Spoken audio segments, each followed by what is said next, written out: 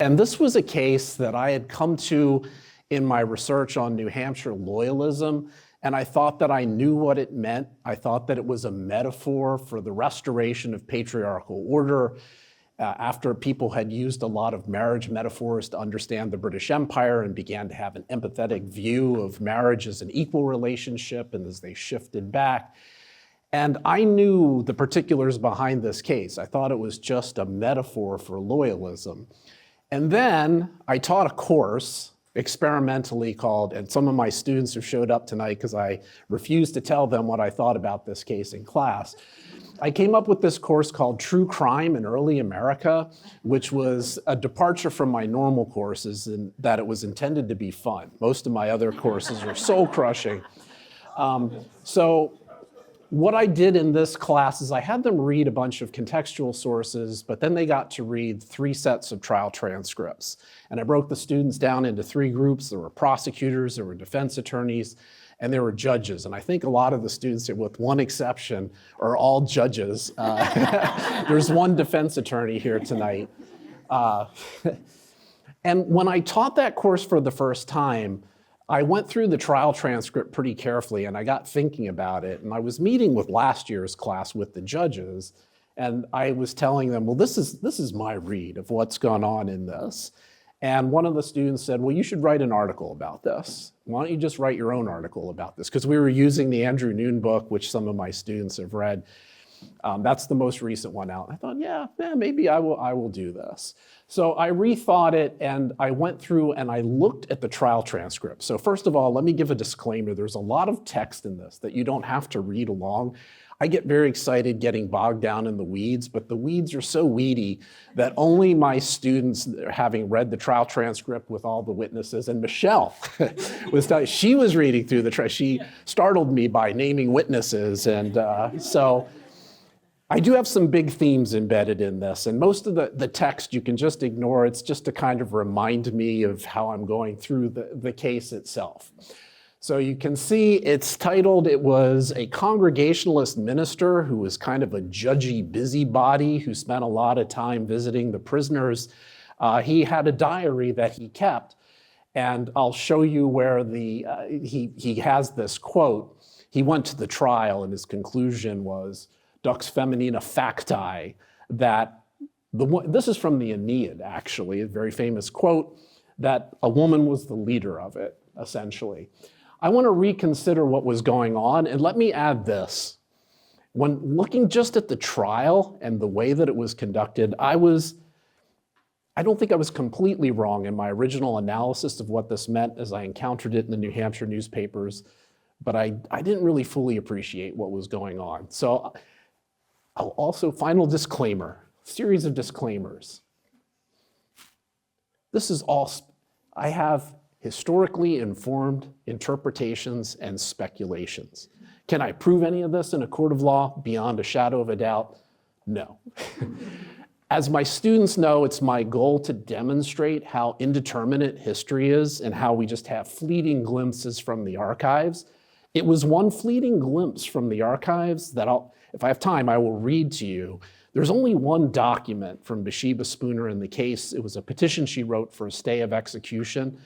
And I read that, and I heard her voice, and I thought, everything people are saying about her is inconsistent with who she is. So there's something going on here. So let me just give you, is anybody familiar with this case other than the few people who I've forced to read the trial transcript? Has anybody heard of this case? It was infamous in 1778 in Massachusetts. It occurred in Brookfield, Massachusetts. The net result was the first execution of a woman in the United States of America. This was in 1778. Bathsheba Spooner of Brookfield, Massachusetts, was in an unhappy marriage, to say the least, with her husband, Joshua Spooner, a well-known revolutionary, someone who had served on the Committee of Correspondence and the Committee of Safety. And she was arrested, tried, and convicted as being an accessory to his murder. She didn't actually commit the murder, but transcribed legal records stated that she encouraged, this is what the records say, that she encouraged 17-year-old Continental Army veteran Ezra Ross, who people assumed was having an affair with her, and there is some evidence that that was in fact the case, trying to kill her husband. Following a failed attempt to poison him by Ezra Ross, she was accused of enlisting 2 British prisoners of war to help her kill her husband. And I'll actually go up to the actual murder. The actual murder, the facts of it, here's what we know. Actually, the date's a little off there, sorry. It's March 1st of 1778. On Sunday, March 1st, 1778, Joshua was beaten to death by William Brooks, a private in the British Army who was a prisoner of war. And Ross helped Brooks dump the body in the well. Immediately after that, what Bathsheba Spooner did was she gave the men some of Joshua Spooner's money and goods, including his shoe buckles, which had his initials written on them. She covered up Brooks's bloody clothes by burning them, but he needed clothes. So Ross got the clothes of her husband, including his breeches, and he gave his clothes to Brooks. All 3 men went to Worcester. They left Brookfield and they went to Worcester, and Brooks in particular was, as they say in the 18th century, no enemy to ardent spirits. He started drinking and showing people his new watch that he had, which belonged to Joshua Spooner, his silver buckles, which had JS inscribed on them. In pretty short order, the 3 men were arrested and Bathsheba Spooner was implicated. All 4 were tried. The trial took place in one day, started at 8 in the morning and ended at midnight, 16 hours. All 4 defendants were tried together, which was very common in the 18th century. The jury deliberated just a little bit the next day and found them all guilty. They found her to be guilty as an accessory to the murder. They were tried, convicted, and executed. The other main fact that I'll have you bear in mind, and I'll look at a little bit more in depth, she was 5 months pregnant at the time of her execution. And that was the subject of quite a bit of controversy. Elizabeth Cady Stanton, the famous feminist, wrote at the turn of the 19th century when she was quite elderly, she wrote an essay on this, talking about why women should not be executed if there's any chance that they're pregnant, and that this was a gross miscarriage of justice. This is the image that's in the program. This is a 20th century rendering of Bathsheba Spooner. This is in the Worcester courthouse. This was done in the early 20th century. And as you can see, it's kind of an allegory for the case in the mind of the artist. You can see that she's dressed as a modest woman with scissors, suggesting that she's a seamstress from a humble background, as I'll talk about. She's not. She is from a very prominent genteel background. So that is not historically accurate at all. You will see, not so subtly, the 2 British soldiers and Ross dumping the body in the well in the background. And you will also see the noose on the tree. All 4 of them were hung on the scaffold. This is not it's not meant to be historically accurate. I don't have to. The black cat. A little bit much. The reason I use this is that there is no existing portrait of Bathsheba Spooner, which is a shame.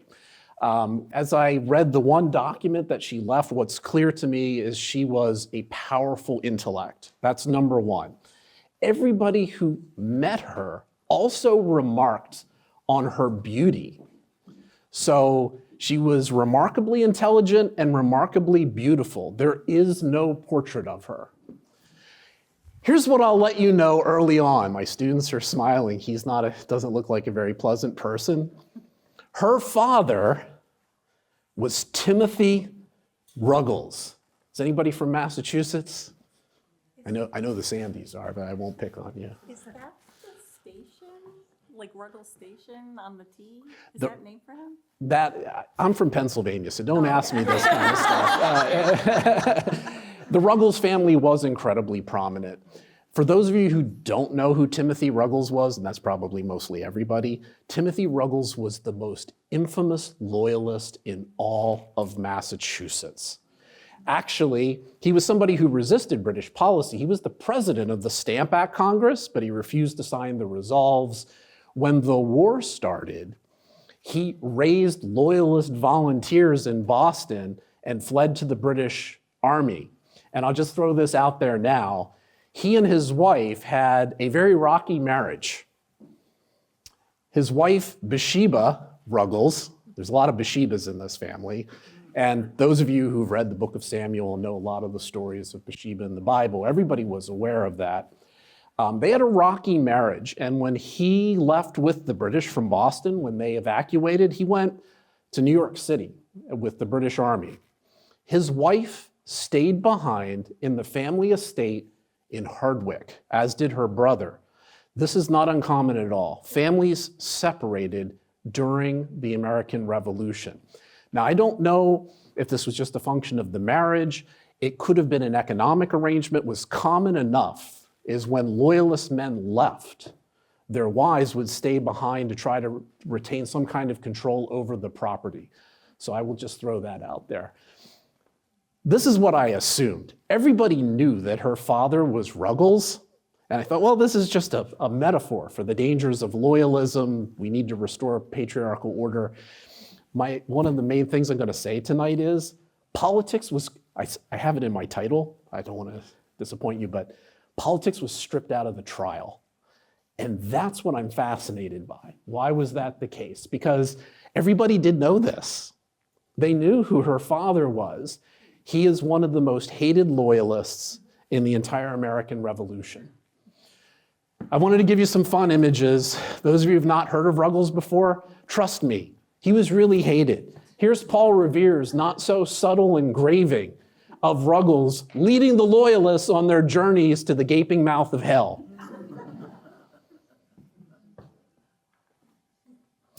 Here's the basic timeline, and I won't belabor, I've got tons and tons of text. This is the basic timeline. In 1766, Bathsheba Spooner married Joshua Spooner. It was probably an arranged marriage. The two families were both very prominent in central Massachusetts. There's a lot of speculation that it was Timothy Ruggles who kind of insisted on this marriage. They married in 1766. You can see that a year later, they had their first child together, Elizabeth. And you can see that they had 4 children, 3 of which survived childhood.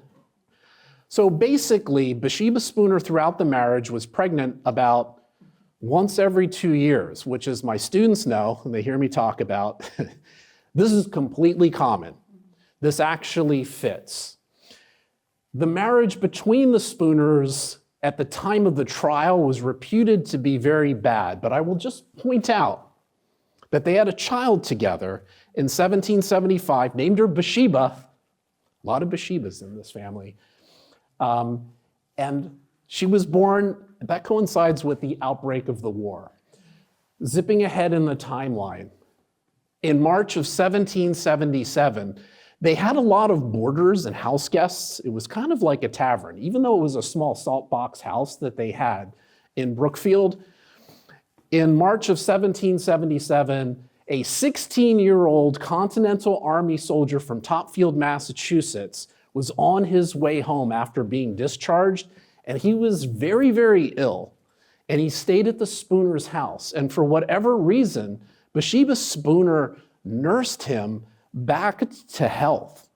And it was a pretty close relationship in terms of mother kind of son thing, I believe. And then he left. He re-enlisted and served in the Saratoga campaign in the fall of 1777. Somewhere in late November, here's what we know. Ezra Ross stopped by the house after his discharge from the Saratoga campaign. And for whatever reason, he stayed for 2 months. What we know is he was very close to Bathsheba, but here's the other thing that Andrew Duden doesn't talk about in his book. He was very close to Joshua Spooner. They traveled together. So he is widely accepted in the family. In the beginning of February, Joshua asks Ezra Ross to accompany him on a trip to another one of his properties. And on that trip, according to the trial testimony, he tries to poison Joshua Spooner. That fails. While they're on that trip, the two British prisoners of war wander by the house and are brought into the house in ways that I'll explain in a little bit. They stay in the house for about a week. Joshua Spooner comes back. He says, I don't like the looks of these guys. He sleeps with his money box. And he said, I want these British soldiers out of here. Bathsheba moves them clandestinely to the barn for a week. And they do some stuff. And then they go down to Worcester. By the way, I should point out that these men are journeyman blacksmiths. So they're practicing their trade. They're short of some files, which they absolutely need. And I'll explain why there's British prisoners of war walking around in Massachusetts at this time. But it's on March 1st that the two men return to the house. Ross had returned the day before, as I'll talk about, and the murder takes place. There's the trial. There is one stay of execution, one examination to see how pregnant she is, and I'll talk about the legal issues behind that. And then on July 2nd, all are executed. Here's how the case was reported. And I won't read through all of this, but I will tell you this. There was widespread agreement that the real monster in the case was Bathsheba Spooner. Everybody else was just kind of a pawn of Bathsheba Spooner. For me, and this is what got my attention when I was doing my research on metaphors and rhetoric and talking about seduction and virtue, the newspaper accounts in Massachusetts blamed Joshua Spooner for not more strongly governing his household. And that's where I think that metaphorical reading still holds up. Everybody blames Bathsheba Spooner primarily. There have been two relatively recent historical books. In 1999, Deborah Knouff published Murdered by His Wife. This is by far and away the superior of the two studies. And more recently, a local historian from Worcester, Andrew Noon, I think 2021, published a rather lengthy narrative of the case. Here are the two different arguments. Deborah Knouff argues that Bathsheba was in an unhappy marriage, probably abusive, that Joshua Spooner was probably an abusive alcoholic. Knouff believes that she clearly had an affair with Ross and was pregnant with his baby. And that was her motivation for the involvement in the murder. Andrew Noon argues that she masterminded the entire plot, and he sees her as probably, this is his view, he speculates, I can see Michelle's already shaking her head, that she had sex with at least 5 different men. Not Ezra Ross alone, but Ezra Ross, both British prisoners, a mysterious unnamed British prisoner for good measure, and their Scottish household servant, Andrew Cummings, who I'll tell you more about in just a moment. As you can see, he doesn't touch the issue of the marriage so much. He doesn't look at Joshua Spooner as an abusive alcoholic. He just doesn't touch that. My students have read the Noon book. They're very different in interpretation, but what I want to focus on and where I diverge from them. These arguments are very different, but they share one common characteristic that I reject. Both of these books were written from the trial transcripts in a way that historians would call reading with the archival grain. They read the tenor of the story in the trial transcript, and they think that that's what's going on. I read it a little bit differently. I'm going to read it against the grain to pull up some of the fragments to see, can we see what might else be going on in this case? Because they read with the grain, both of these historians believe that Bathsheba Spooner was fundamentally irrational. that at the time of the murder, she was mentally unstable.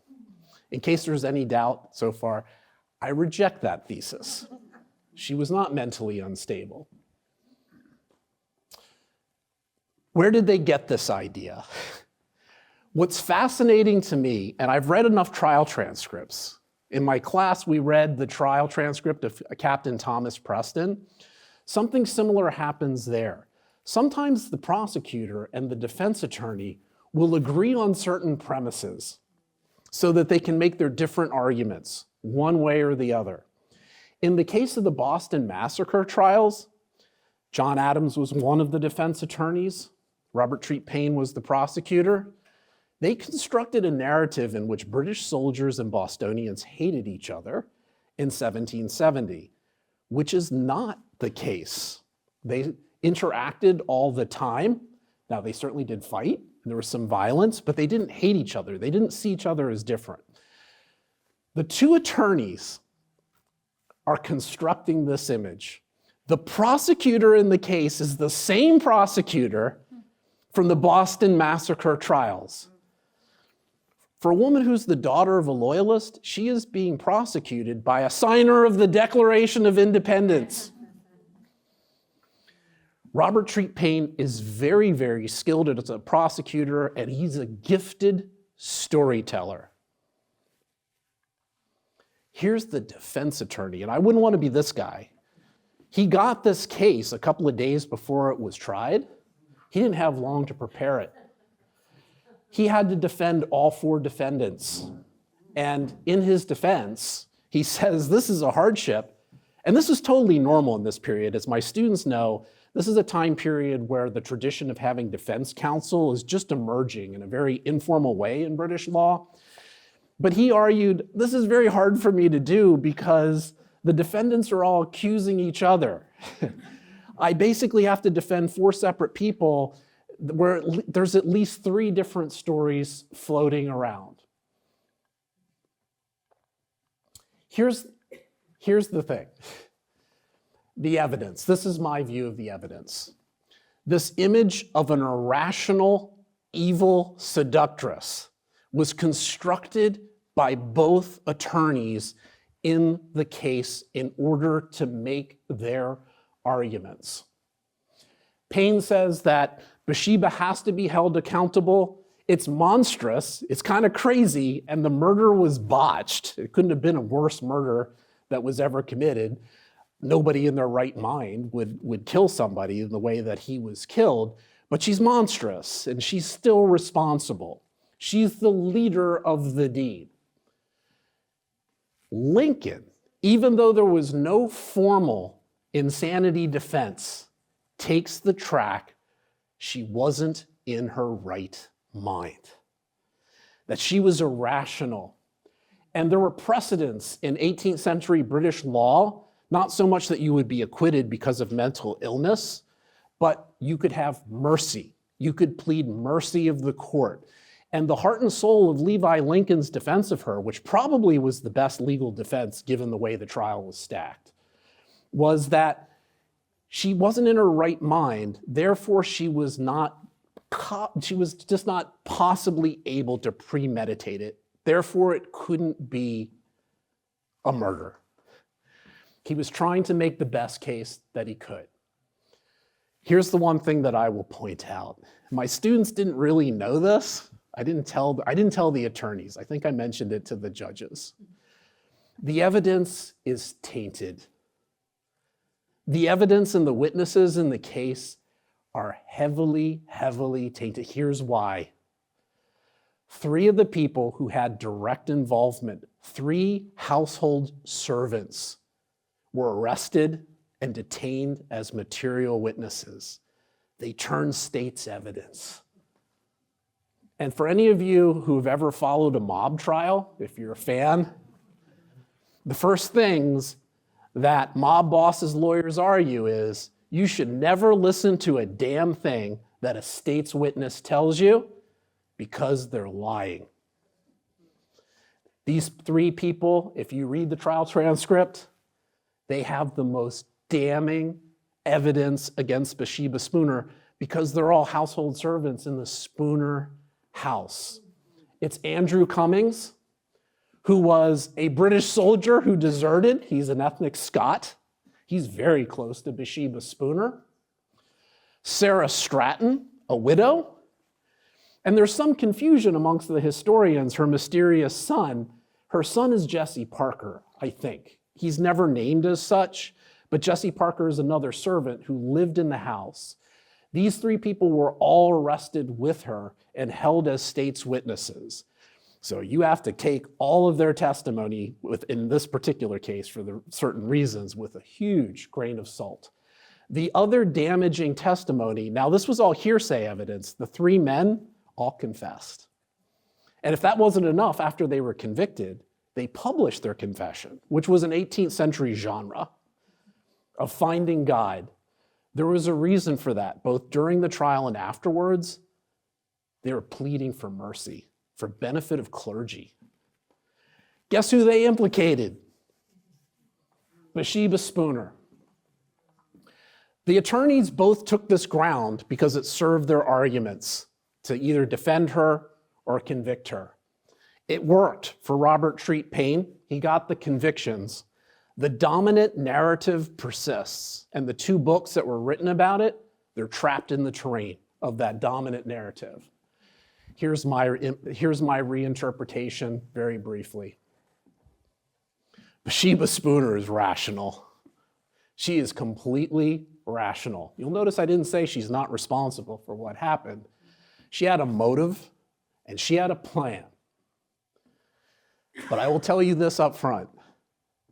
Nobody wanted to probe too deeply. They all saw what was going on. Nobody wanted to look too deeply into what was going on. Here's my historical argument for it, which I'll bring back in the end. If they would have discovered a complex web of family members split by the war, loyalist revolutionaries, who are still families. Nobody wanted to pursue this too much.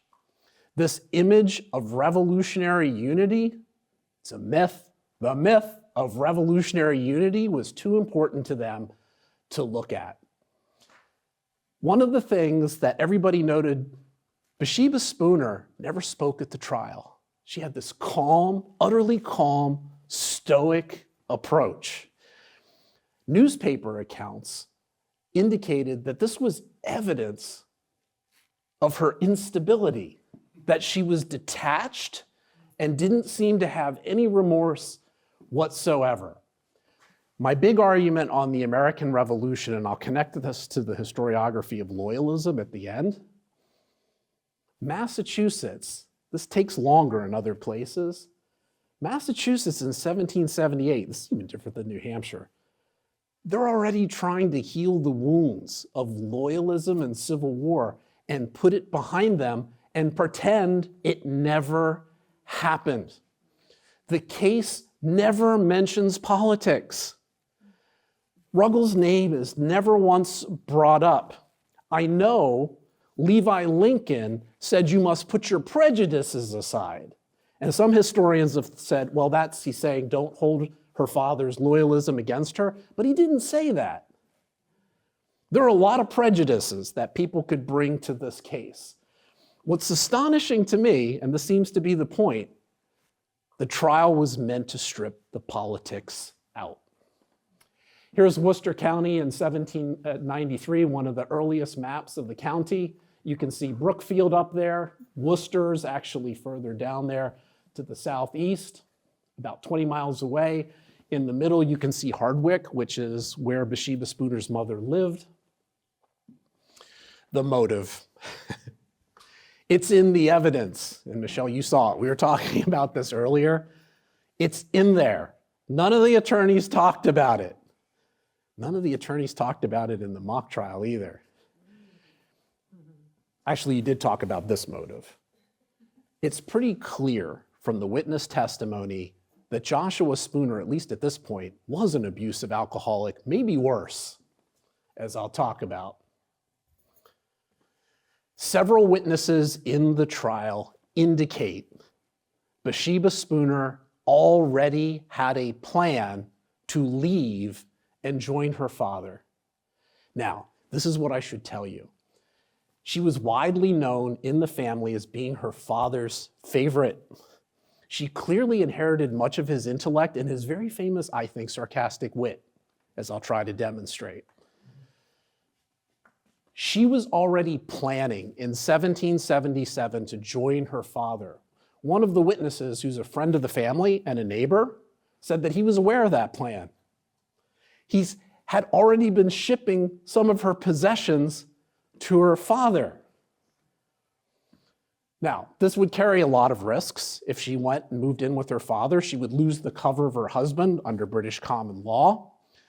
And she had other choices. She could have gone up to Hardwick and separated from her husband and just lived with her mother. But she decided she was going to go to New York. The planning takes a turn. And it moves along pretty quickly in the late fall and early part of 1778. Here's why. Bathsheba Spooner is very sharp, and she really does miss her father. And I think she wants to live with her father and her brother, who accompanies him to New York City. They're both active loyalists. I think her politics kind of lean loyalist. It's hard to judge that one way or the other, but I think she definitely leans loyalist. And I think she made this decision because after Saratoga, and this is a good analysis, it's pretty clear the chances of her father coming back to Massachusetts is 0. Very slim possibility. So she's making other arrangements. Somewhere in there, she began to move, I'm going to argue, she did help plan the possible murder, but it wasn't stupid plans. They were very, very shrewd. And the plan might have changed back and forth. I think the main goal was for her to leave, perhaps with the children. If she kills her husband, she could maybe stay and then get control over the widow's third if he died intestate.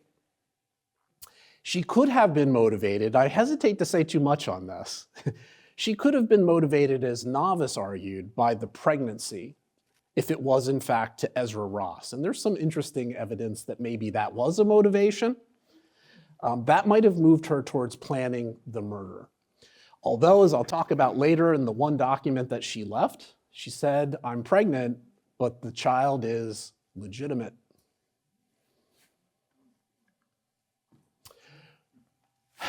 There's the Battle of Saratoga for all you war buffs out there. You might be wondering why British soldiers are wandering around the countryside in Massachusetts. Well, there's an explanation for that. When Burgoyne's army surrendered to Horatio Gates generously offered parole to the British Army in exchange for going back to England and never fighting in the American Revolution again, which was a good deal for the British Army. They marched out of Saratoga and were interned in Cambridge, Massachusetts, and were hoping to go back to England. But the problem was the Continental Congress said, well, Horatio Gates had no authority to negotiate a parole. This is a captured army and they need to go into a prisoner of war camp. So there was this weird period for a few years where they were in this nether region between parole and a prisoner of war camp. The remnants ended up in a prisoner of war camp in Virginia. But in the meantime, this convention army, as it was called, the prisoners were there, but they were kind of, I need to make some money. They were walking around, they were getting work. That's why these guys were walking around. And I will tell you this, the bulk of that army deserted. They left. So the ones that were actually interned in the prisoner of war camp, very few. So these soldiers were very typical of that convention army. Quick question that people might have, why didn't she get a divorce? Well, in the 18th century British Empire, getting a divorce was difficult for anyone to get. In most provinces and states, as the revolution went on, you had to get an act of legislation from the assembly. And there was not an across-the-board divorce law that you could use. You had to bring your particular case to the legislature. I don't think anybody here would want to bring a divorce case to the New Hampshire Assembly to have it adjudicated there, and then they would pass a law ending that marriage. Massachusetts was one of the few states that had an option. You could do it that way, but they did have an option for, and this was the Puritan tradition, believing that divorce was a secular thing. It could go through the Superior Court. However, it was exceedingly difficult to get a divorce, particularly for a woman. And in most cases, you had to demonstrate bigamy or abandonment. Adultery was a thin thing for women to try to make an argument on. Men could do that, women couldn't. Here's the other thing that you should know. In this period, divorce was economically devastating to the wife. The husband retained, in most cases, almost complete control over all of the economic resources. And I think she's thinking about the well-being of her children and what this might mean. Most people chose either a legal separation, which could be, in the case of Massachusetts, ordered by the court. But I can tell you this, because I'm an early Americanist, overwhelmingly what most people did, they just separated. They would just split up. But that would carry all those economic consequences. Here's a divorce petition. And here's one of those informal separation notices. Husbands always said, I will not be accountable for any debts that my wife transacted. There's the motivation. The motive was to go see her father. Here's how she did it. She built a network. She did not do this alone. She was the leader of it. I do agree with that. But she built a network. What is clear from the problematic confession of the three men, and it is very problematic, is that they knew that the three servants, particularly Alexander Cummings and Mrs. Stratton, were totally involved in this. They were helping her all along the way. And in fact, in their confession, they say, we'll leave it up to the law to decide whether they should have been tried in this court. There's damning evidence that they were definitely involved. From what I can tell, and I don't think they had a sexual relationship, but Bathsheba Spooner was close with Alexander Cummings, who they had a business relationship together. They really did. They were transacting a lot of business. He was very efficient. Neighbors were also helping her. Reuben Olds, the guy who was moving some of her possessions to her father's in New York, he was part of the network. So there were neighbors who were involved in this network as well. And I should also point out, everybody thinks that Bathsheba brought these British soldiers into the house. Cummings did it. In his testimony, he says, I did it, and I knew James Buchanan, who was a sergeant and Scottish too, he knew them from the British Army when they were in Canada together. James Buchanan said his goal was, I want to go home to I want to go back to Canada where my wife and my children are. Cummings brought them in. Those two British soldiers are part of the network. Here's what I believe. Ezra Ross is not part of this network. I don't believe that Bathsheba Spooner trusted Ezra Ross. Ezra Ross was a 17-year-old yahoo, as I'll try to make clear. He was a loose cannon who people were concerned about within the network. Here's where it gets really interesting. If you read the testimony carefully in conjunction with the confession says, Bathsheba Spooner's sister, who also lived in Brookfield, Martha Tufts, and another neighbor requested a meeting with the soldiers. And Bathsheba went with them. And then the confession says they met at Mr. Green's. Mr. Green probably refers to Dr. John Green and his wife, Mary Ruggles Green. Her two sisters and her brother-in-law were part of the network. Dr. John Green was one of the most famous physicians in central Massachusetts, and he was an adamant revolutionary. His stature was very high. They were helping her. They were working with the British soldiers. At the home of the Greens, which I don't know for sure that they were at the Greens, but there's some evidence to suggest it, there's another British soldier there. This is the mysterious soldier who Andrew knew immediately. Well, there's a British soldier. She had sex with him. Just because there was an argument between this unnamed British soldier and Sergeant Buchanan. over some handkerchief, which a lot of historians interpret as romantic interest, but there's something else going on between these two British soldiers. But here's what Knouff believes, and I agree with her. The identity of this mysterious soldier at the Greens is probably Sergeant Samuel Woods, who stayed at the same boarding house at Worcester that the soldiers did 2 weeks before the murder. He was pretty well known to them. And the most interesting thing about Sergeant Woods is during the trial, he was jailed not by the court, not by order of the court, but by order of the Committee of Safety. And they wanted to hold him because they thought he might be a witness, but the court didn't order that. They held him. He never testified. It's never pursued. I want to be clear about this. I think that the family is part of the network. I don't think that they were part of the murder planning. Or if they were, that's not clear enough from the evidence for me to even speculate that. I think the other group of people that were involved in the network is probably her 3 children. Knouff thinks her son was away at boarding school. I'm not so sure about that. I think her 3 children were part of the network. Here are portraits of Dr. John Green, Mary Ruggles Green.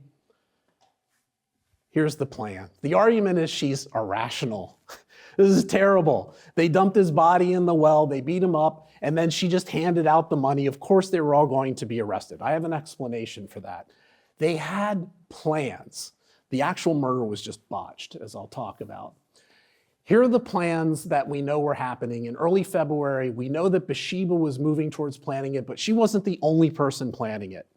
Ross did try to poison Joshua with aqua fortis, and that failed.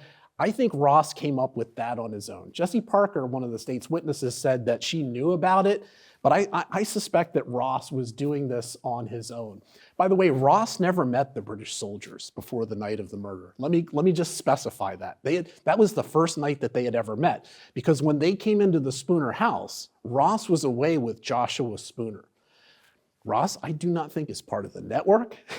He is a loose cannon. I think he was freelancing the murder here, and it was terrible. Alexander Cummings, from the confession, for evidence that was largely written by Sergeant Buchanan, seems to have come up with this plan. Let's let Brooks, everybody wants Brooks, they think he's a criminal, to beat the crap out of Joshua Spooner and dump him down the well. And then it'll look like a well accident. Yeah, so I'm going to be like going for some water. I'm drunk. I fell down the well. Now, that's eventually what happened in the actual murder, but it was planned a little bit better than that. If you would have done this properly and carefully, maybe that could have been pulled off. I'm not saying that's the best plan, but Cummings came up with that. Ross came up with his own. I think Bathsheba has 2 plans. I could talk forever about this, and I swear to God I won't. There are all kinds of fascinating glimpses into all elements of early American history. The first plan that I pieced together here, one of it, remember I gave you in class that extra quote? In the indictment, but not in the trial, in the indictment of the defendants, Dr. Jonas King, who was dining with Joshua Spooner on the night of his murder, the last man to see him alive, in the indictment, he was getting ready to go home about 8:30 in the evening, and he said he didn't even drink that much. He was pretty sober. He said, Dr. King said to Joshua Spooner, I'm worried about your safety from your, quote, Negro woman, end quote. And Spooner said, I do not fear her. He went home. Now, in fairness, Knouff talks about this. Noon doesn't. He completely ignores this. Knouff talks about this, and it's her hypothesis that Joshua was probably having an affair with the black servant in the household. Here's what I know from the tax records. At the time of the murder, there were 4 servants in the household. I don't know who the 4th servant was, but the 3 state's witnesses were 3 of them. Now, I'm not saying that this woman is the servant, because I don't know that. She might be a free woman of color. Here's what I do know. There were other people who might have wanted to kill Joshua Spooner. You would think Levi Lincoln would make something of that. He didn't. Here's Bathsheba Spooner. If you read the witness testimony, it's Reuben Olds. He knew about the plan to go to New York. She actually mentions, my plan, we'll kill him and we'll leave the window open and we'll blame it on, and this is the term this is hearsay. It's not what she said, it's what Reuben Olds reports, a Negro frolic. Now, as an Atlantic historian, I can tell you that term is so loaded. What that means is African Revolution. And my students read about the New York cases and the concern about Africans rising up in revolution and burning New York City down. And that brought all white people together really quickly, terrified. Do you see what Bathsheba Spooner is doing here? She understands the racial fear that will pull the whole community together. If she can pull this off, everybody's going to jump to that conclusion. Now, that plan's racist, but it's rational. This is a pretty shrewd plan. Her second plan was this. It's a little bit more simple. Brooks, why don't you beat him to death in the barn while you're staying in the barn? We'll call him out to check on the horses, and then we'll place the body under the horses. Poor guy got trampled. She wants to do that, and Brooks, private British Army, is like, no, I'm not doing that. He simply refuses to do it. She thinks that he should do it because he's a British soldier. That's the kind of stuff that British soldiers do. One of the things in the murder that's unclear to me, I know that the British soldiers were probably going to Canada. At this point, I'm not sure if she's decided to stay back and try to get control of the household, or whether she's willing to travel to Quebec as well to try to get to her father from there. And I think she might be going back and forth, but she is definitely making these plans at this point. Why not just leave? Financial hardship. If this is done right, we know it was botched. But if it were done the way that she originally envisioned it, it could have been done. I don't think it's irrational at all. It is clear that probably sometime in late January, she conceived a child. She said it was Joshua's child in her testimony, but there's a lot of circumstantial evidence that it could well have been Ross's. Knouff is pretty sure that she was aware of the pregnancy in mid-February, and that's when the real planning kicked in. She could have gone to Hardwick, her mother was there. Here's the murder. I have a lot of text up here. Let me just boil it down to this. There was a lot of planning. The two British soldiers had gone back for 2 weeks to Worcester. Bathsheba goes to visit them, but she stays with the Greens while she's down there. And she sends another letter to her father. And Knouff says this is more evidence that she's unbalanced. She thinks her daddy's gonna come and save her. I think she's making more plans here. And she, at some point, negotiates for the two British soldiers to come back at 11 p.m. on either Sunday or Monday. It varies in the different accounts. On Saturday, she leaves Worcester during the afternoon, and she arrives back at her house on Saturday evening. Earlier in the day, Ezra Ross, who had vanished after the attempted poison, he never came back to Brookfield. He took Joshua's horse and went back to Topfield. Suddenly he rematerializes. And he's got a brace of pistols. And he says he's gonna kill Joshua Spooner. So Bathsheba Spooner's dealing with this.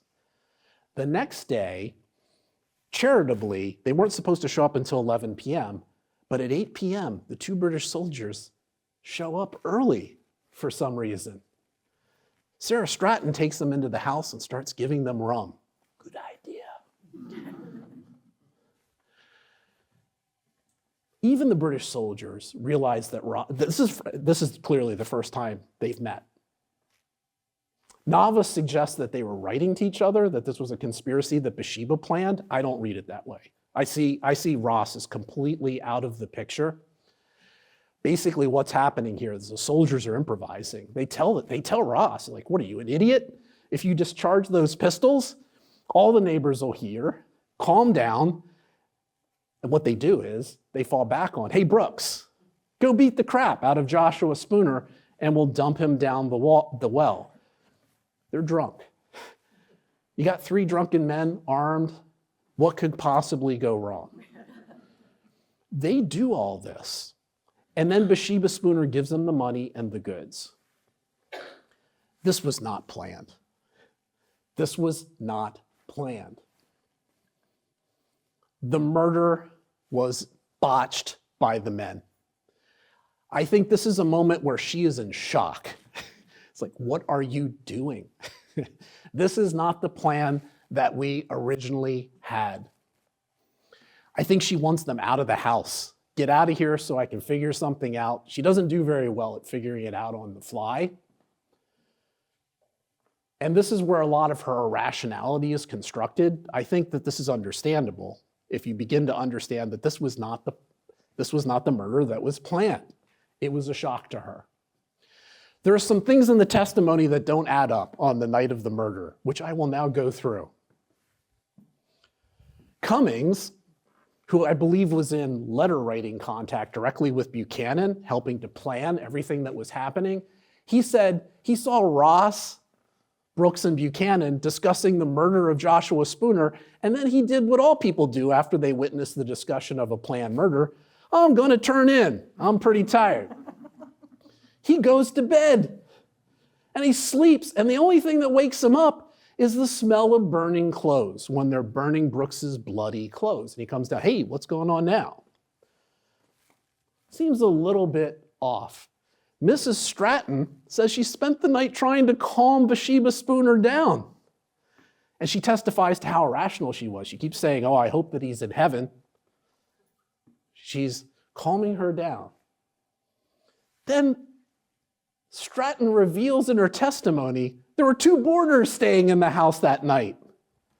While the men were planning the murder, Bathsheba Spooner was making dinner for them in the kitchen. A mysterious Mr. Gray and his traveling companion, who the traveling companion was asleep, and at the time of the murder, Mrs. Stratton was taking Mr. Gray up to bed. Now I have to point out, this was a big house, but it was a salt box, and the well was right in front of the house. You would have thought somebody would have heard somebody being beaten to death, because the testimony was he cried out, murder, Joshua Spooner, murder. Oh, it's just another night up in the boarding house. I think I'll go back to bed. This doesn't add up at all. Here's the other thing. Children are in the house. The children are in the house. The rules around children testifying in criminal trials in the 18th century is you only had to be old enough to understand the religious meaning of the oath. So there was no firm age. It was dependent on the individual child. None of the children ever testified, which is also interesting. Here's the question of sexuality in the case. All of the lawyers suggested that she was an insatiable sexual seductress. There is, Andrew New notwithstanding, there is no evidence whatsoever that she had any relationship with any of the British soldiers. I think there's a lot of evidence that she did have a relationship with Ross. She was in an unhappy marriage. He came back, and it probably was a pregnancy between the two. I can't say that for certain. I don't know. But here's the thing. I have a different view of Ross, as you can already tell, than any of the other historians.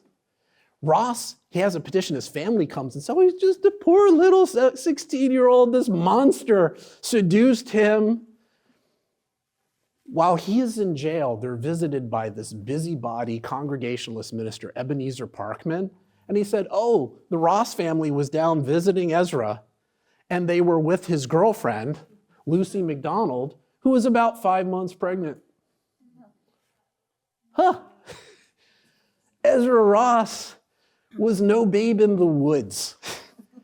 In fact, increasingly, despite the fact that Ross in prison went and dictated behind everybody's back to Buchanan a confession of how she seduced him when they were writing the confession, I think it's the other way around. I think if anything, It was Ross that pulled in Bathsheba Spooner. In fact, I think he might have forced the issue. And then he was a loose cannon. He wouldn't go away. My sense is he's going to get this guy away. This is not working out. Levi Lincoln says, why would a woman of such breeding and standing ever do this? Well, I think Ross is a little bit more complicated than that. The men in the case, I don't see her having these relationships. But here's what I do see, and this is what the historians don't see, is that they think that she must be having a relationship with them. She was a genteel woman. So when she looked at these British rank and file soldiers, she saw what every genteel person in the 18th century saw, was the dregs of society.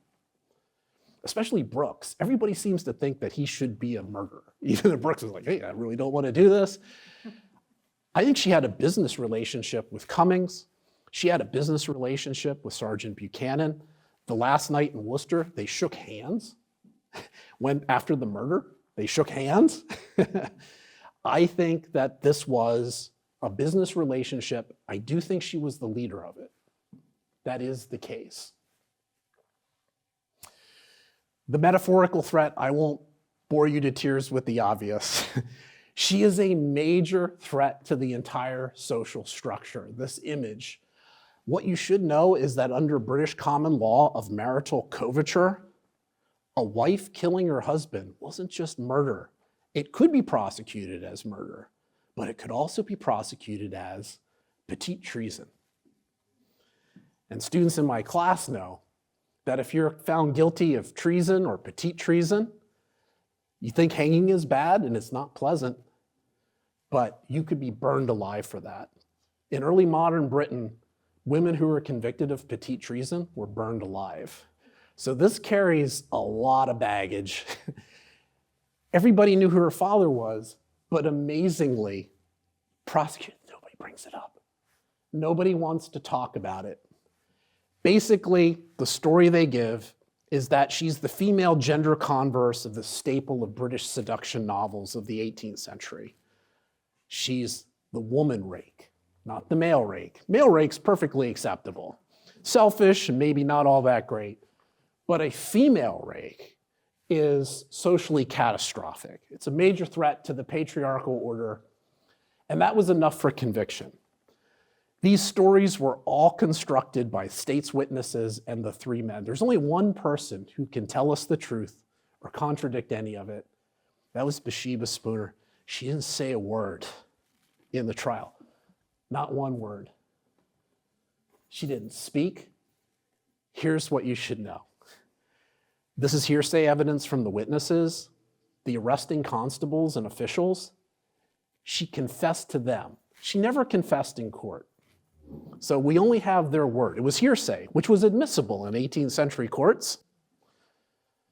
She said, I was responsible for it. There's one quote she has where she tells one of the officers, if it wasn't for my desire to see my daddy, the murder would have never happened. By the way, everybody ignores this. She's basically explaining what the motive was. And then she says, when she's arrested, Sarah and Alex are innocent. I paid them to do everything that they did. And then she said, I would die 10 deaths before they should suffer any harm for this. She was so close to Sarah Stratton and Alexander Cummings, she gave them license as state's witnesses. Save yourselves. I'm done. I'm finished. But you can save yourselves. You can say whatever you want. I am not going to contradict you. By the way, the three male defendants, they knew that. So in their confessions, they could say whatever they want. There's only grains and bits of truth. Everybody thinks that history is the truth about what happened in the past. It's a web of lies. Unfolding them is not definitive. It's nearly impossible. Why was she silent? This was an act of self-sacrifice. She was protecting the network, her neighbors, her extended family, her sisters, and her children. She wasn't irrational and detached. Arguably, this was heroic. The matter of her pregnancy. My students have heard this. I apologize again. The matter of her pregnancy. So after the conviction, she asked for a stay of execution, which she had to appeal to the council of the Massachusetts government, which was the upper house, and they granted it, pending an examination. So they convened a board of 2 male midwives and 12 matrons. 12 matrons are experienced, probably midwives, and they examined her. So let me be clear about what the question was legally about this. She wasn't asking spare me. She said the stay was a request, keep me alive long enough to deliver the baby, and then you can execute me. The question was never legally, and I even think Novice is a little confused by this. It's not whether or not she's pregnant. It's whether she was quick with child. That's the legal issue. In 18th century British law, it was not murder to kill a child before they moved. They were not considered a life. Anything that resulted in the loss of a pregnancy before quickening was a miscarriage. The legal question was not whether she was pregnant, it was whether she was quick with child. So, the experts gathered, and the exam was brutal. On the day of her execution, these physical exams, there were 2 of them. They were so physically invasive that she had to ride to the execution site to be executed. All of them unanimously agreed she is not quick with child. The execution can proceed. She petitioned them again. That's where I have the one and only document where you can hear her voice, second time, and the Massachusetts Council denies it. By the way, Joshua Spooner's stepbrother was on the Massachusetts Council. Dr. Green creates an informal one where he gets the 2 male midwives and 3 of the matrons to come back. And they examine her a second time. It doesn't carry any legal weight. It's a split decision, 3-2. They conclude she's quick with child. The 2 men say yes, and 1 of the matrons, 2 of the women say no. Isn't this interesting?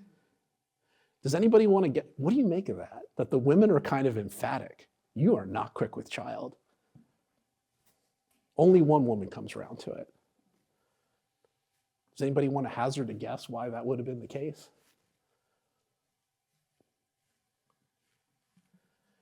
Some people assume it's the politics of the case that, oh, she's a terrible loyalist, let's kill her. Could it be that these women looked upon her as being this monster, whatever, and therefore they wanted her to die? Yes, and her death was a foregone conclusion. She was going to die at one point, but maybe they had some malice from that. There's something historically going on here. So buffs of 18th century women's history and scientific history will know this. This was during a period of struggle. If you went to a family practitioner in the 18th century, chances were it was a woman who was a midwife who did more than just midwifery. These people were highly skilled. By the way, if you're going to have a child in the 18th century, you want a female midwife doing it. You do not want doctor surgeons. You don't want male midwives. In the late 18th century, there was an increasing battle of authority as male doctors and midwives began to argue that our professional training trumps your expertise as women. So, unfortunately for Bathsheba Spooner, I think the fact that Dr. John Green, a trained physician, would say, oh yeah, she's definitely quick with child, let's all come in here and re-examine her. I think that rubs some of them, you can see, he only got 3 of the matrons to come back. Their expertise is at stake in this. So you wonder why why they're doing this. It's because they're trying to make the case these men don't know what they're talking about. Bathsheba Spooner requested an autopsy after execution, and the autopsy revealed that she was above 5 months pregnant. Here's a recent artist. I think this was from a graphic novel. It's a depiction of the execution. This is actually bizarrely historically accurate. The men walked to the execution from the Worcester jail. Bathsheba Spooner had to go in a carriage with Reverend Thaddeus McCarty, who was the religious counsel to the defendants. And there's the gallows. All four of them were hung together, and a thunderstorm kicked up right before the execution.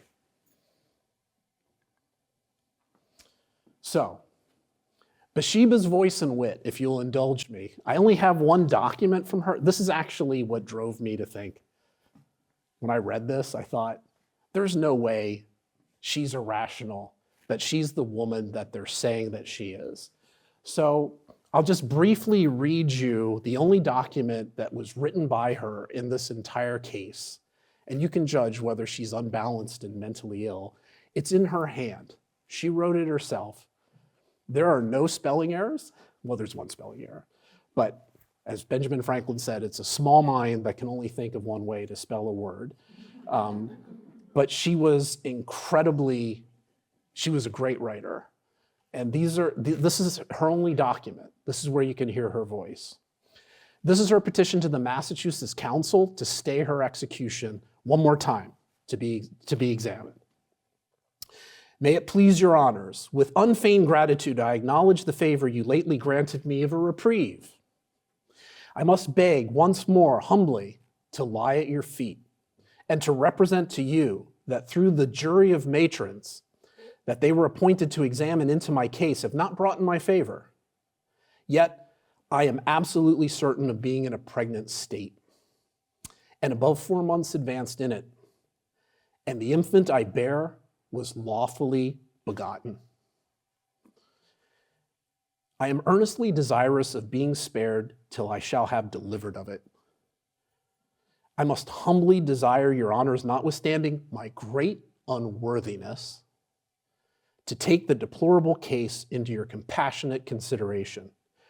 What I bear, and this is key, and clearly perceived to be animated, she's telling them, I'm quick, is innocent of the faults of her who bears it, and has, I beg leave to say, a right to the existence which God has begun to give it. Your honor's humane Christian principles, I am very certain, must lead you to desire to preserve life, even in its miniature form, rather than destroy it. Suffer me, therefore, with all earnestness to beseech your honors to grant me such further length of time, at least, as that there may be the fairest and fullest opportunity to have the matter fully ascertained, and, in duty bound, shall during my short continuance pray. That's the only time she speaks. Now, I don't think she sounds unbalanced. You're hearing her voice. She is a powerful, powerful intellect.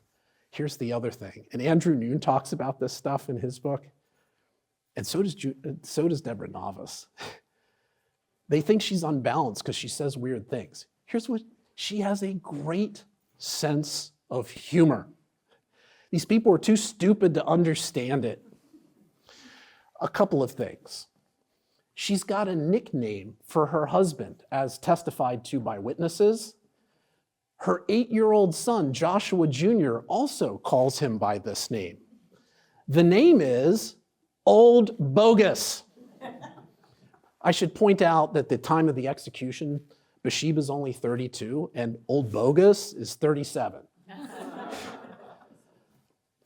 So, as you can begin to guess, in the 18th century, the term bogus meant counterfeit. Here's the other thing you may not have known about it. It was the name of a rum drink. It was a double entendre.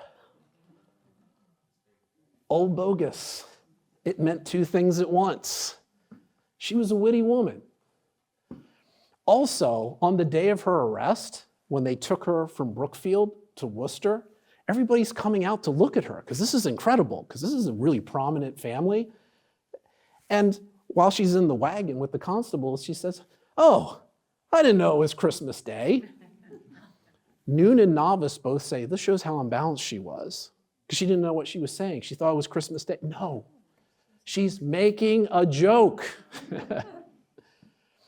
Now, this is attributed to her. So I don't, like I said, short of what she actually wrote, I don't know for sure what she said. But a witness reported that when the jailer came to fit her for the noose before the execution, he said, "I'm sorry, Mrs. Spooner, but I have to fit you with this." And then she says, "Sir, I shall esteem it as much as you would put a necklace of gold or diamonds about me."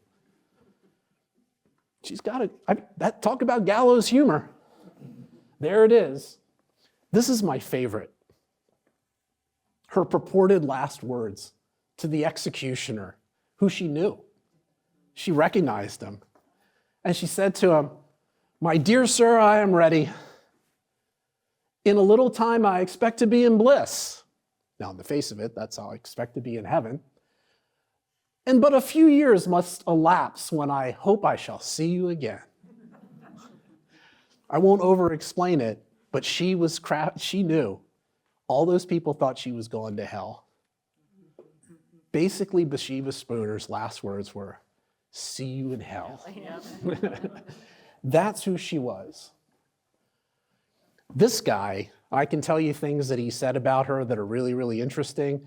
He's an octogenarian Congregationalist minister from Westboro, Mass, who's like a true crime fan. He just like shows up at the jail. He's not their minister. And he starts talking to them, and he asks Bathsheba some stuff, and I can talk about that later, but I'll go through it. If you have questions about it, I can speak to it. But this is, after her execution, to his congregation, he preaches this sermon from Proverbs. The title of the sermon, "The Adulteress Will Hunt for Precious Life."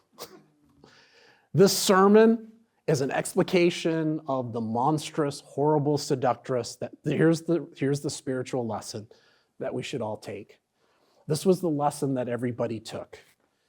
Even her defense attorney was saying, yeah, it's so horrible that she couldn't have been in her right mind. There's really nothing else that we could have done. This image, the house is gone, everything is gone, but they put up a memorial to the well. Oh my gosh. It says, it's got this story about this horrible woman on it and her plot. The collective memory of this persists. Here's my conclusions. The trial evidence is bogus. You can only piece together some of the things that were happening. She wasn't a lewd seducer of souls. She was an intellectual woman in an abusive marriage who took extreme measures. There's no questions about that. She had some political leanings and some closeness to her father that led to a reasonable plan for her to separate with her father. Nobody ever talked about that.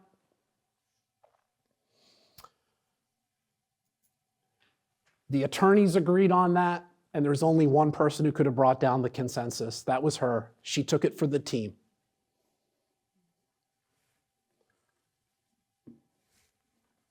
Now, what everybody really wants to hear is, what are the implications for loyalist studies?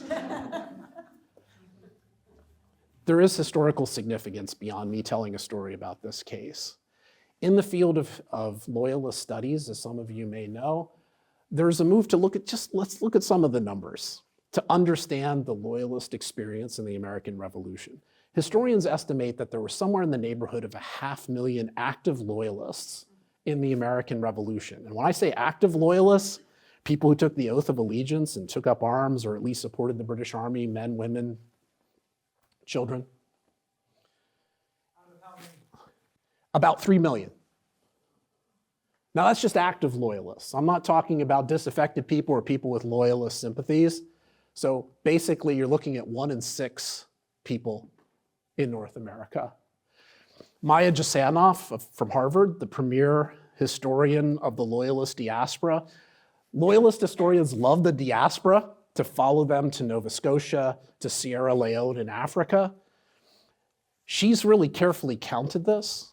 About 60,000 people, including 15,000 people of color, evacuated with the British Army to other parts of the British Empire at the conclusion.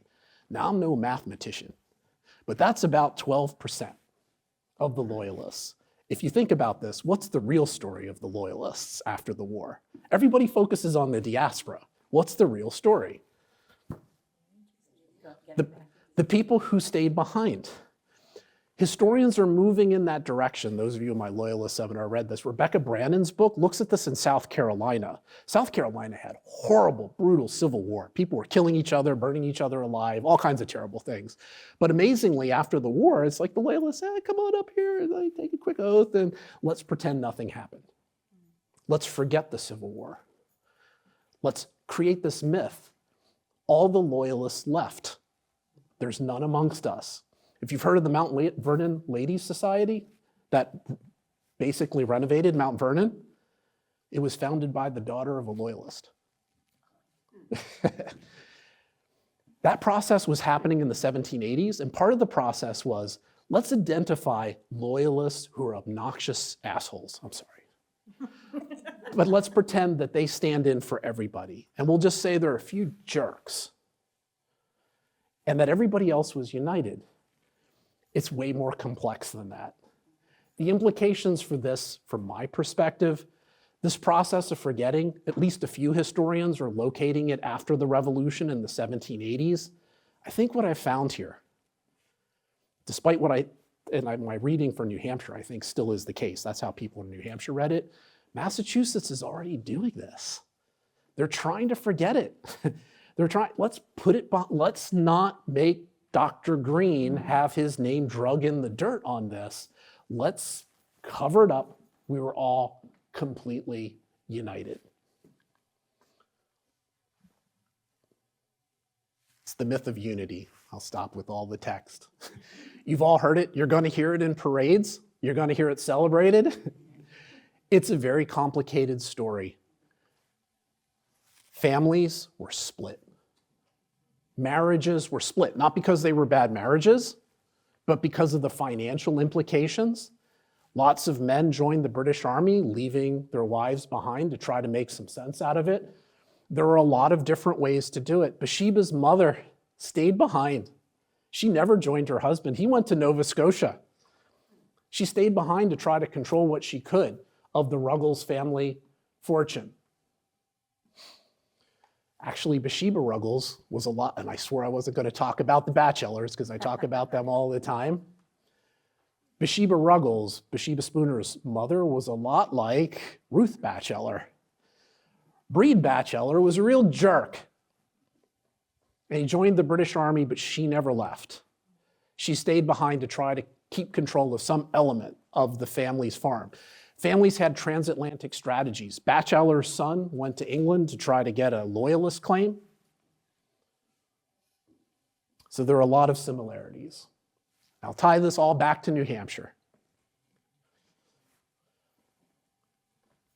Reed Batchelor was wounded at the Battle of Bennington fighting with loyalist forces.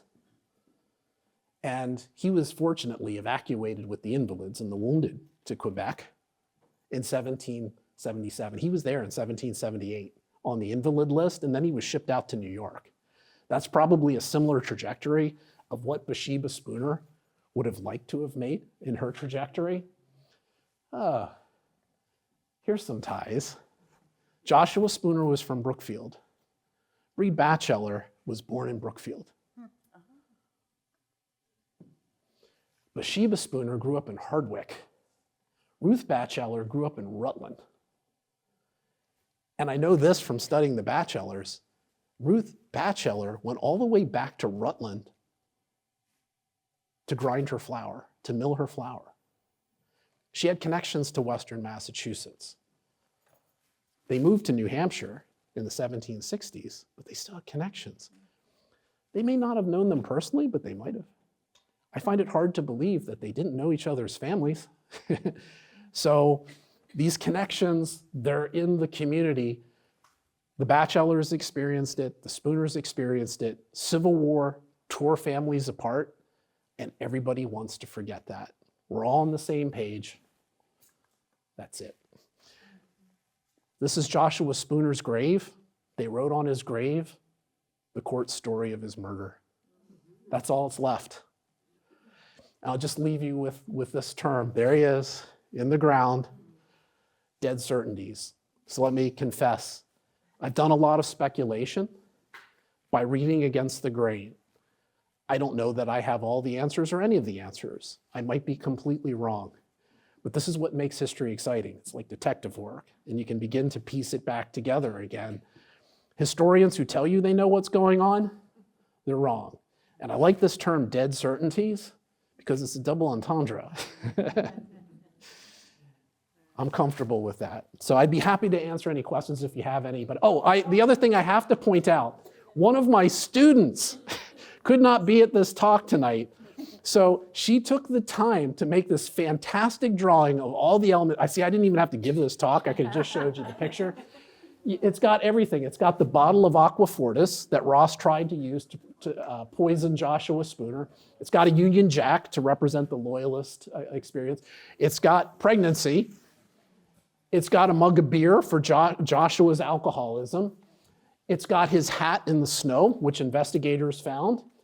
It's got his body sticking halfway out of the well without any breeches on because they took his breeches off, so that's accurate too. And then there's the buckles with his initials engraved on it. This is great. And then her rendering of Bathsheba Spooner, which I think is far superior to all the caricatures that we have. So if you have any questions, I'd be happy to answer them. I know it's been a long night, so I apologize for me going on and on.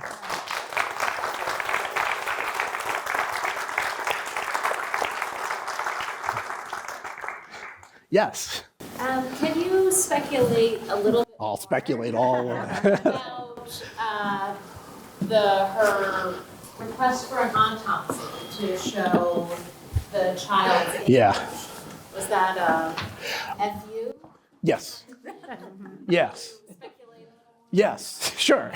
I'm happy to engage in unwarranted speculation. I think what she was doing was trying to demonstrate that the report was completely wrong. If she was above 5 months pregnant, she would have effectively have been quick with child. I think it was an FU to the court and to the Council of Massachusetts. Have the sway to make that happen. Yeah, that's right. Well, as you can see, Dr. John Green was doing most of this stuff, and he was beyond reproach. He was this prominent revolutionary, and nobody was going to question John Green doing this autopsy. So that's where she really had. That's how the second informal he arranged that. Yeah, you had a question. Question? Yeah. I think there's a Keene connection also. We had a Dr. Thaddeus McCarty here in Keene and a son, and the elder one came from Worcester. That's probably him. Might be the son. Related to him from Worcester and came here to Keene. That's probably the son then. Yeah, I think probably it's the son. But an interesting, another New Hampshire time. This is how I encountered this whole case, was reading the New Hampshire newspapers in my bachelor research. That's how I encountered it. Yeah, Michelle. Just like a question about demonstrating her intelligence and her wit in her statement. She says the child was legally conceived. Yeah.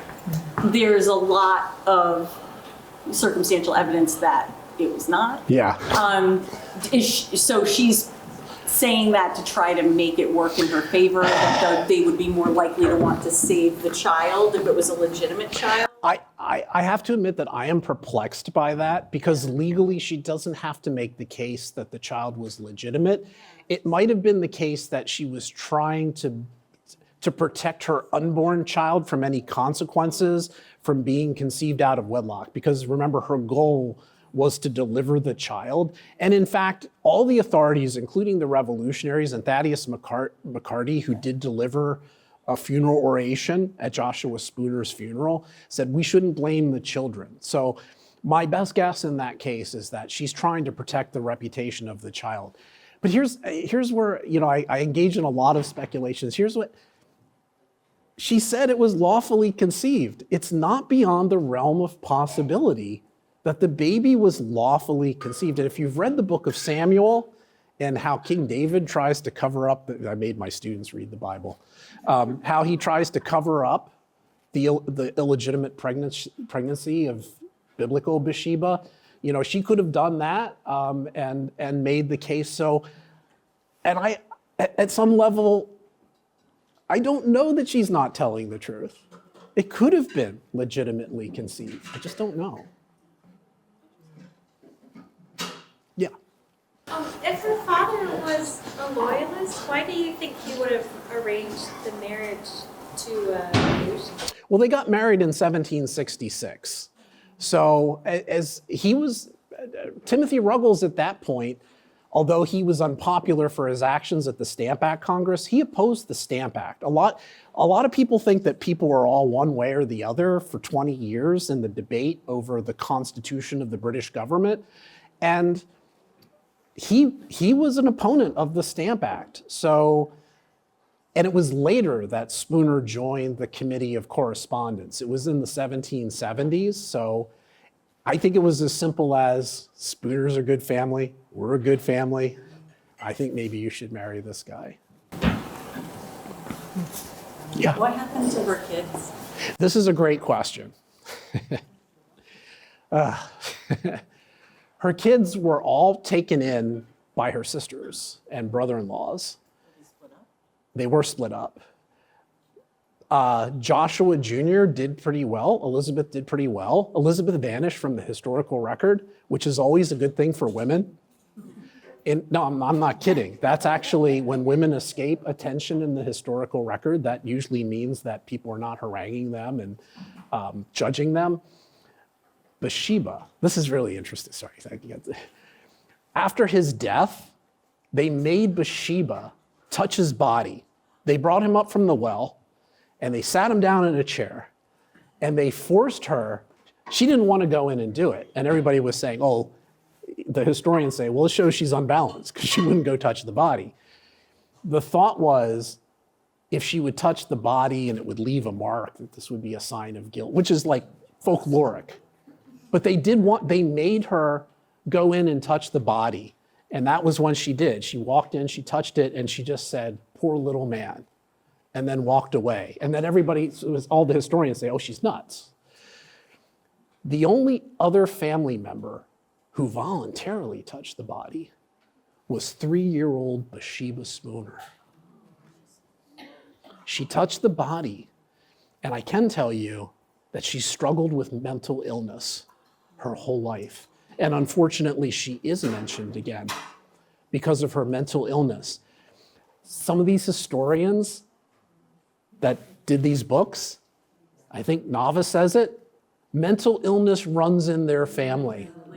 The mother, they say her mother was unbalanced, Bathsheba was unbalanced, her daughter was unbalanced. Well, here's the thing, her mother was married to a jerk. Bathsheba Spooner, as I just argued, was not unbalanced. Yeah, that's a traumatic event. For a 3-year-old to touch the body of her father after he has been murdered, purportedly at the direction of her mother, yeah, so unfortunately, she's the one person who pops up again. Everybody else, it's okay. Thank you. I'm sorry I went on and on so long about this case.